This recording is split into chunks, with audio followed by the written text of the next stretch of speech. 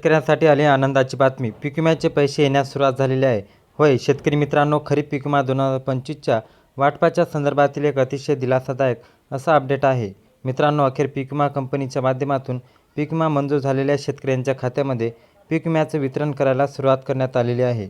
मित्रांनो, ज्या शेतकऱ्यांचं पीक विम्याचं कॅल्क्युलेशन झालं होतं, PMFYला त्यांचे कॅल्क्युलेशन दाखवून लॉट क्रिएटेड बाय IC असा मेसेज दाखवायला जात होता, अशा शेतकऱ्यांच्या खात्यामध्ये पीक विमा कंपन्यांच्या माध्यमातून पीक विम्याची रक्कम वितरित करायला सुरुवात झालेली आहे. मित्रांनो, राज्यामध्ये कप अँड कॅप मॉडेल राबवला जात आहे. बीड पॅटर्ननुसार ही योजना राबवली जात आहे. त्याच्यामध्ये 110% जास्त नुकसान झालेले जे महसूल मंडळामध्ये राज्य शासनाच्या माध्यमातून केंद्र शासनाच्या माध्यमातून पूरक अनुदान दिल्यानंतर त्या शेतकऱ्यांचे पीक विम्याचं वितरण होणार आहे. ज्यांचं लॉट क्रिएटेड बाय IC असा पीक विमा कॅल्क्युलेशन जारी दाखवला असेल तरीसुद्धा त्यांना राज्य सरकार केंद्र सरकारची सबसिडी वाट पाहावी लागणार आहे. परंतु ज्या भागामध्ये 100%पेक्षा कमी नुकसान आहे, अशा भागामध्ये लॉट क्रिएटेड बाय IC असा मेसेज दाखवलेल्या शेतकऱ्यांच्या खात्यामध्ये आता पीक विम्याचं वितरण व्हायला सुरुवात झालेली आहे. मित्रांनो, बऱ्याच साऱ्या भागामध्ये कॅल्क्युलेशन झालेल्या रकमा दाखवत आहे, परंतु त्याच्यामध्ये क्लेम युनिट सेटेट करून आणखीच त्यांच्यामध्ये काही कॅल्क्युलेशनच्या प्रक्रिया सुरू करण्यात आलेल्या आहेत. बऱ्याच साऱ्या भागामध्ये आक्षेप आता क्लिअर करून त्या भागामध्ये सुद्धा कॅल्क्युलेशन प्रक्रिया सुरू करण्यात आलेल्या आहे. आणि ज्या भागामध्ये कॅल्क्युलेशन पूर्ण झालेले आहेत आणि ज्यांना लॉट क्रिएटेड बाय IC असा मेसेज आलेला असेल, अशा लॉट क्रिएटेड झालेल्या शेतकऱ्यांच्या खात्यामध्ये PMFच्या माध्यमातून DBTद्वारे पीक विम्याचं वितरण केलं जात आहे. मित्रांनो, याच्यामध्ये तुमचा लॉट क्रिएटेड IC जरी असला नसेल तरी तुमचा पीक विमा कॅल्क्युलेशन जरी झालेला असेल तरी तुमच्या DBT अकाउंटवर व्हेरीफाईड झालेला नसेल, म्हणजे तुमचा आधार संलग्न बँक अकाउंट नसेल, तुमच्या बँक अकाउंटला जर तुमचं NPCIचं मॅचिंग झालेलं नसेल तरीसुद्धा तुमचा या पीक विम्याचं वितरण होणार नाही. त्याच्यामुळे आपलं जे काही बँक खातं दिलेलं आहे ते बँक खातं चालू आहे का, त्या KYC केलेली आहे, त्या खात्यामध्ये आपलं DBTला अकाउंट मॅपिंग आहे हे का सर्व तपासून पहा.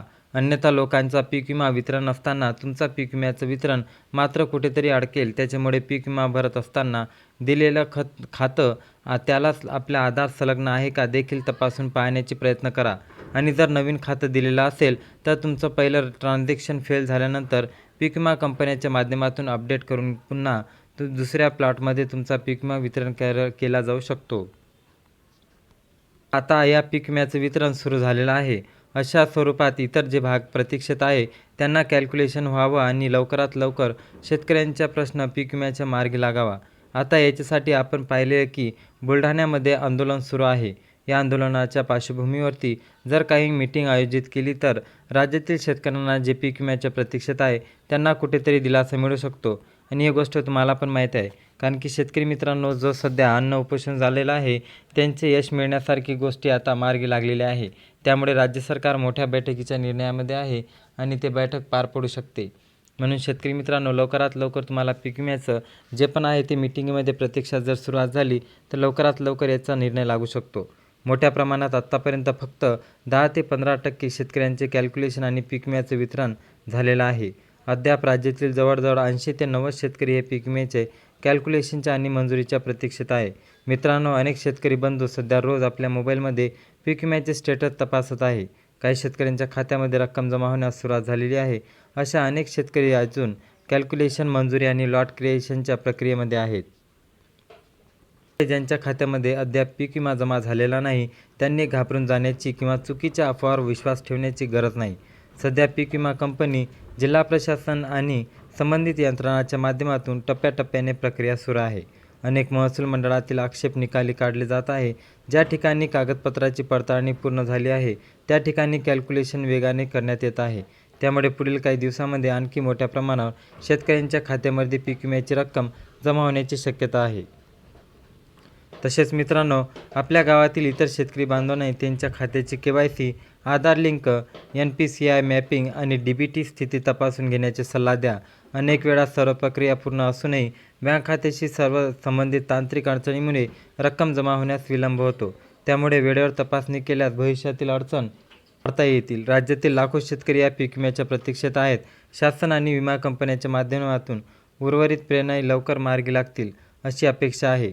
ज्या क्षणी नवीन यादी, नवीन मंजुरी, नवीन कॅल्क्युलेशन किंवा पीक विमा वितरणाबाबत कोणतीही महत्त्वाची माहिती समोर येईल, ती माहिती आपण सर्वात आधी जाणून घेण्याचा प्रयत्न करू आणि जास्तीत जास्त आपल्या जवळच्या मित्रांना, बांधवांना, शेतकरी बांधवांना हा व्हिडिओ शेअर करा. म्हणून मित्रांनो, आपल्या परिसरातील इतर शेतकऱ्यापर्यंत ही माहिती नक्की पोहोचवा. हा व्हिडिओ जास्तीत जास्त शेतकरी बांधवांपर्यंत शेअर करा, जेणेकरून त्यांनाही पीक विमा वितरणाचा योग्य माहिती मिळेल. भेटूया अशाच नवीन माहिती आणि महत्त्वाच्या अपडेट्ससह. जय हिंद, जय महाराष्ट्र. धन्यवाद.